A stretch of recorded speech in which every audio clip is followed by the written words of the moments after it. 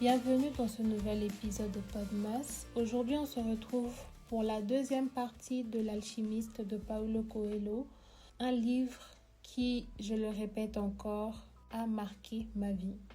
Après avoir exploré les 3 premiers thèmes hier, on entre maintenant dans la partie la plus profonde, la plus introspective du voyage de Santiago.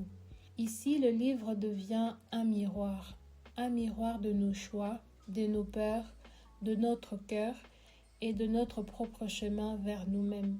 Alors installe-toi, respire un peu et on y va. Dans l'épisode d'hier, on a parlé de 3 premiers thèmes. Et aujourd'hui, dans cet épisode, on commence avec le 4e thème qui est l'amour, non pas un frein, mais une force qui libère. Dans l'alchimiste, Santiago rencontre Fatima à l'oasis et tout aurait pu s'arrêter là. Il aurait pu rester par amour, se dire que ça y est, il avait trouvé ce qu'il cherchait. Mais Paulo Coelho montre que le véritable amour ne t'empêche jamais d'accomplir ta légende personnelle. Le vrai amour ne te retient pas. Il t'accompagne, il te libère. Fatima représente cet amour-là calme, solide et spirituel. Elle lui dit de continuer son chemin parce qu'elle sait qu'il doit aller jusqu'au bout pour revenir entier. Dans nos vies aussi, on confond parfois amour et attachement. On pense que si quelqu'un nous aime, il doit nous garder près de lui. Mais l'amour mature, l'amour qui construit, est celui qui soutient ton évolution, même si cela veut dire te laisser partir un moment.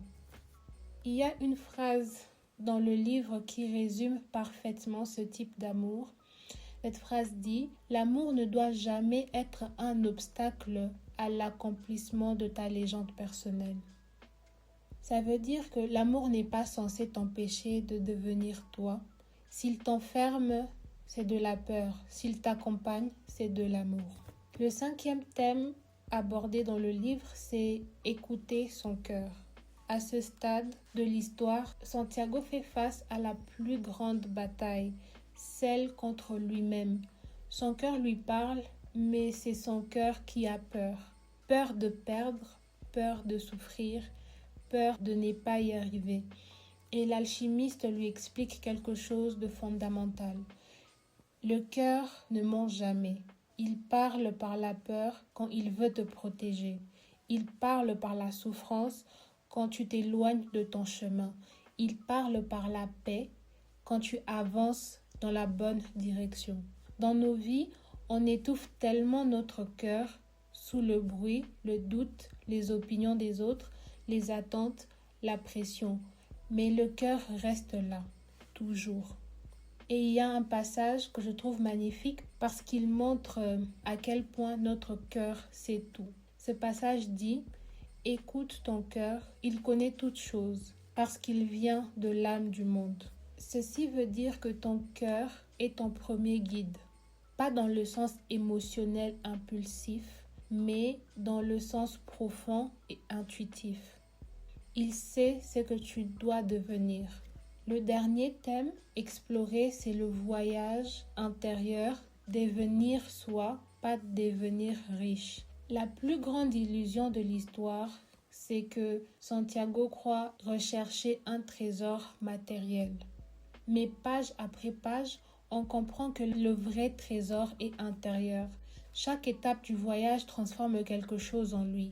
Sa peur, son regard, sa confiance, sa foi, son identité.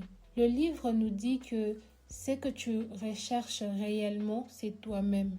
Le reste, dont la réussite, l'argent, le succès, arrive comme résultat secondaire.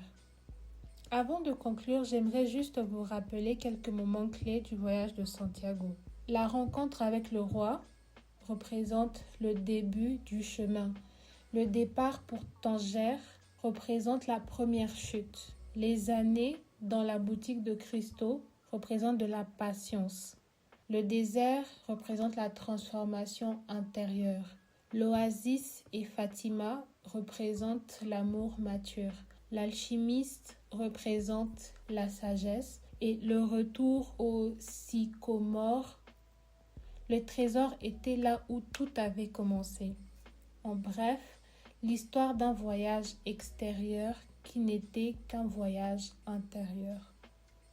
L'alchimiste nous rappelle que la vie n'est pas une course vers un trésor extérieur. C'est un chemin où l'on se découvre soi-même et ce chemin demande du courage, de l'amour, de l'écoute et surtout de la foi. Et si tu t'écoutais vraiment, quelle serait la prochaine étape de ta propre légende personnelle? On se retrouve demain pour le prochain épisode. Prends soin de toi.